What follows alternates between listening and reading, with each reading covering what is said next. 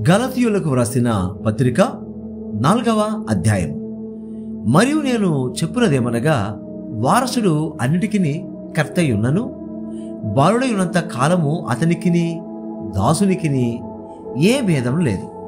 తండ్రి చేత నిర్ణయింపబడిన దినము వచ్చు వరకు అతడు సంరక్షకుల యొక్కయు గృహ నిర్వాహకుల యొక్కయు అధీనములో ఉండును. అటువలే మనమును బాలురమై ఉన్నప్పుడు లోక సంబంధమైన మూల పాఠములకు లోబడి దాసులమై ఉంటిమి. అయితే కాలము పరిపూర్ణమైనప్పుడు ఆయన స్త్రీయందు పుట్టి మనము దత్తపుత్రులము కావాలనని ధర్మశాస్త్రములకు లోబడి ఉన్న వారిని విమోచించుటకై ధర్మశాస్త్రములకు లోబడిన వాడాయను. మరియు మీరు కుమారులై ఉన్నందున నాయనా తండ్రి అని మొరపెట్టు తన కుమారుని ఆత్మను దేవుడు మన హృదయములలోనికి పంపెను. కాబట్టి నీవిక దాసుడు కావు, కుమారుడవే. కుమారుడవైతే దేవుని ద్వారా వారసుడవు. ఆ కాలమందైతే మీరు దేవుని ఎరుగని వారై నిజమునకు దేవుళ్ళు కాని వారికి దాసులై ఉంటిరి గాని, ఇప్పుడు మీరు దేవునిని ఎరిగిన వారును మరి విశేషముగా దేవుని చేత ఎరుగబడిన వారునై ఉన్నారు గనుక బలహీనమైనవి నిష్ప్రయోజనమైనవినైనా మూల పాఠముల తట్టు మరలా తిరుగునేలా, మునుపటి వల్లే మరలా వాటికి దాసులై ఉండ గోరనేలా. మీరు దినములను మాసములను ఉత్సవ కాలములను సంవత్సరములను ఆచరించుచున్నారు.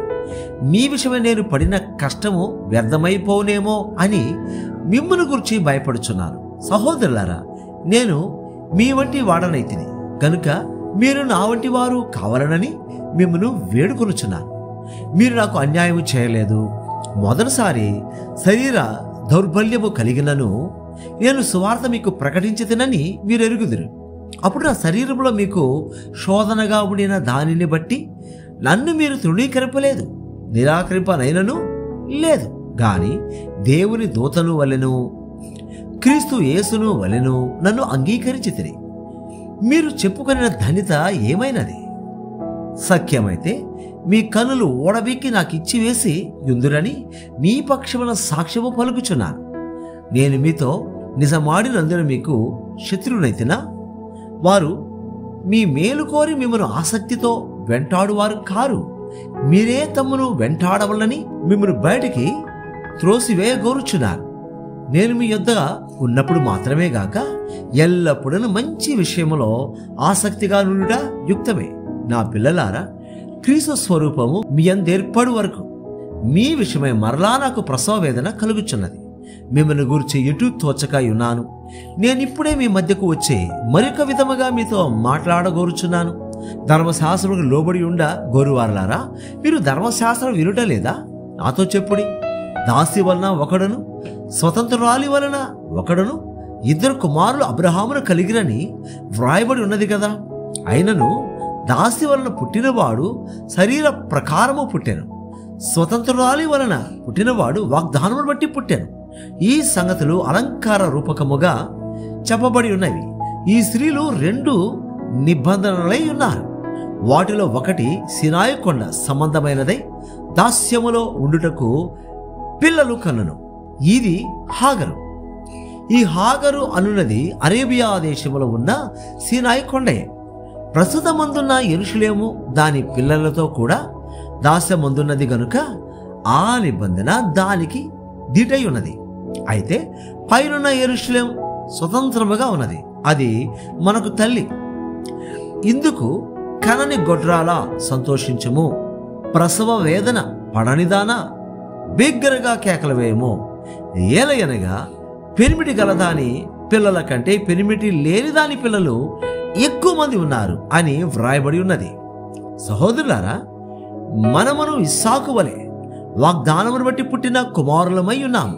అప్పుడు శరీరమును బట్టి పుట్టినవాడు ఆత్మను బట్టి పుట్టిన వారిని ఎలాగూ హింస పెట్టెనో ఇప్పుడును అలాగే జరుగుచున్నది. ఇందును గూర్చి లేఖనమేమి చెప్పుచున్నది? దాసిని దాని కుమారుని వెళ్ళగొట్టుము.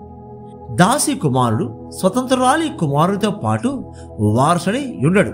కాగా సహోదరులారా, మనము స్వతంత్రురాలి కుమారులమే గాని దాసి కుమారులము కాము. గలతీయులకు వ్రాసిన పత్రిక 5వ అధ్యాయం. ఈ స్వాతంత్ర్యం అనుగ్రహించి క్రీస్తు మనలను స్వతంత్రులనుగా చేసి ఉన్నాడు. కాబట్టి మీరు స్థిరముగా నిలిచి మరలా దాస్యమును కాడి క్రింద చిక్కుకొనకుడి. చూడండి, మీరు సున్నతి పొందిన ఎడల క్రీస్తు వలన మీకు ప్రయోజనమేమీ కలుగుదని పౌలను నేను మీతో చెప్పుచున్నాను. ధర్మశాస్త్రం యావత్తు ఆచరింపబద్ధుడై ఉన్నాడని సున్నతి పొందిన ప్రతి మనుషుడికి నేను మరలా దృఢముగా చెప్పుచున్నాను. మీలో ధర్మశాస్త్రం వలన నీతిమంతులని తీర్చబడి వారెవరో వారు క్రీస్తులో నుండి బొత్తిగా వేరు చేయబడి ఉన్నారు, కృపలో నుండి తొలగిపోయి ఉన్నారు. ఎలయనగా మనం విశ్వాసము గలవారమై నీతి కలుగునను నిరీక్షణ సఫలమగునని ఆత్మ ద్వారా ఎదురు చూచుచున్నాము. యేసు క్రీస్తు నందుండు వారికి సున్నతి పొందుట ఎందేమీ లేదు, పొందకపోవుట ఎందేమీ లేదు. గాని ప్రేమ వల్ల కార్య సాధకమగు విశ్వాసమే ప్రయోజనకరమగును. మీరు బాగుగా పరిగెత్తుచుంటేని సత్యమునకు విధేయులు కాకుండా మిమ్మను ఎవడు అడ్డగించెను? ఈ ప్రేరేపణ మిమ్మను పిలుచుచున్న వాని వలన కలుగలేదు. పులిసిన పిండి కొంచెమైనను ముద్ద అంతయు పులిచేయును. మీరెంత మాత్రమును వేరుగా ఆలోచింపరని ప్రభునందు మిమ్మను గురించి నేను రూఢిగా నమ్ముచున్నాను. మిమ్మను నమ్ముకొనుచున్నాను. మిమ్మను కలవరపెట్టుచున్నవాడు ఎవడైనను వాడు తగిన శిక్షను భరించును. సహోదరులారా, సున్నతి పొందవలనని నేనింకను ప్రకటించుచున్న ఎడలా ఇప్పటికి హింసింపబడనేలా? ఆ పక్షమున శిలువ విషయమైన అభ్యంతరము తీసివేయబడును గదా. మిమ్మను కలవరపెట్టువారు తమను తాము ఛేదించుకునడం మేలు.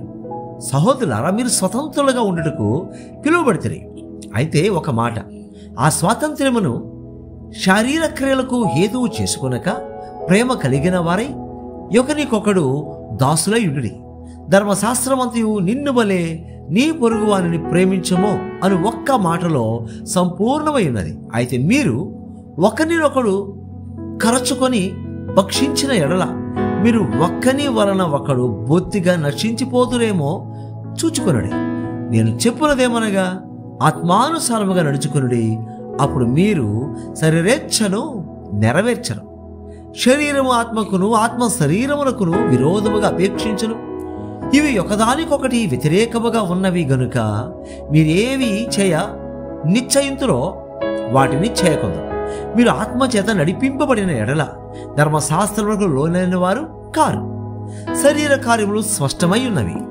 అవేవనగా జారత్వము, అపవిత్రత, కాముకత్వము, విగ్రహారాధన, అభిచారము, ద్వేషములు, కలహము, మత్సరములు, క్రోధములు, కక్షలు, భేదములు, విమతములు, అసూయలు, మతతలు, అల్లరితో కూడిన ఆటపాటలు మొదలైనవి.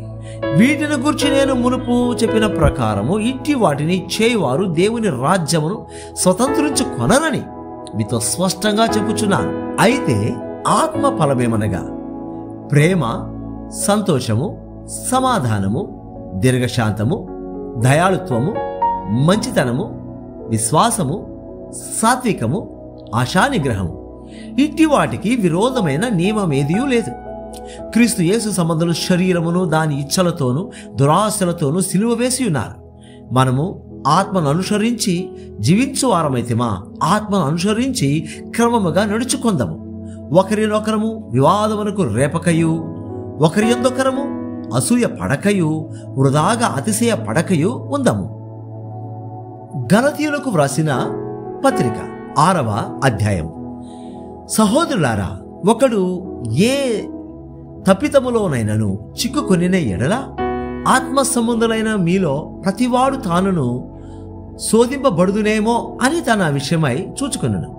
సాత్వికమైన మనసుతో అట్టివానిని మంచి దారికి తీసుకొని రావలెను. ఒకని భారములను ఒకడు భరించి ఇలాగు క్రీస్తు నియమమును పూర్తిగా నెరవేర్చుడి. ఎవడైనను ఒట్టివాడయుండి తాను ఎన్నికైన వాడనని ఎంచుకొనిన ఎడల తన్ను తానే మోసపరుచుకొనును.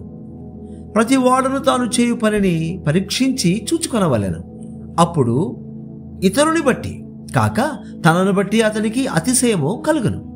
ప్రతి వాడును తన బరువు తానే భరించుకొనవలెను గదా. వాక్యోపదేశము పొందువాడు ఉపదేశించువానికి మంచి పదార్థములన్నిటిలో భాగమియ్యవలెను. మోసపోకుడి, దేవుడు వెక్కిరింపబడడు.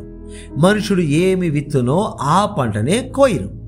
ఎలాగనగా తన శరీరేచ్ఛల నుండి విత్తువాడు తన శరీరము నుండి క్షేమను పంట కోయును.